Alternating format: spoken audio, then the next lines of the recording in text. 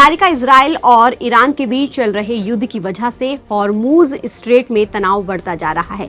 दुनिया भर का करीब 20 से 30% तेल हॉर्मूज स्ट्रेट से होकर गुजरता है, जिस पर ईरान का कंट्रोल है। युद्ध की वजह से ईरान हॉर्मूज स्ट्रेट से जहाजों को नहीं गुजरने दे रहा है, जिसकी वजह से दुनिया भर में तेल गैस का संकट गहरा गया है।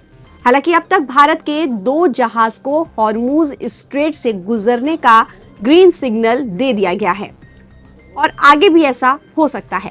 हॉर्मूज स्ट्रेट पर ईरान के रुख से अमेरिकी राष्ट्रपति डोनाल्ड ट्रंप तिलमिलाए बैठे हैं और ईरान को इसे खोलने और सभी जहाजों को गुजरने देने की धमकी दे चुके हैं।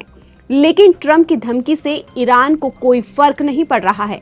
अब अमेरिका ने नाटो सैन्य गठबंधन के सहयोगियों को ईरान के खिलाफ युद्ध में साथ देने के लिए धमकाया है।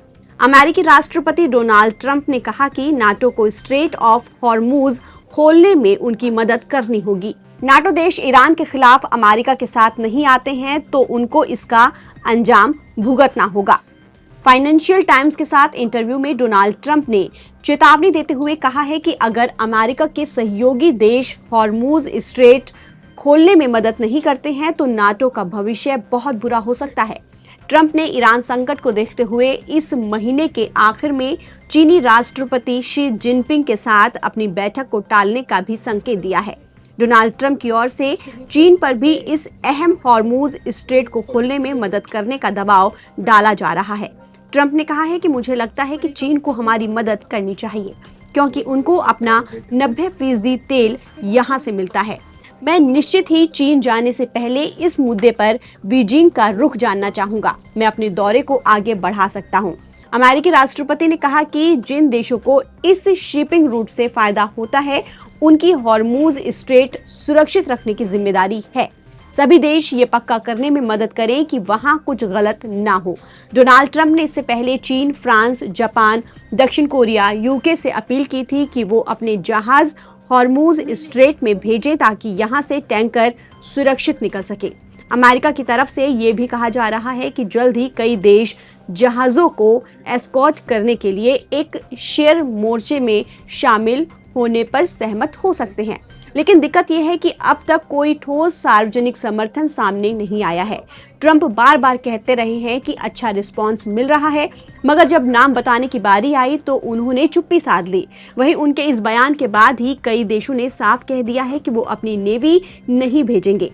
जब अमेरिकी राष्ट्रपति ट्रंप हॉर्मूज में नेवी भेजने के मुद्दे पर अकेले पड़ गए तो उन्होंने नाटो को धमकी देनी शुरू कर दी है।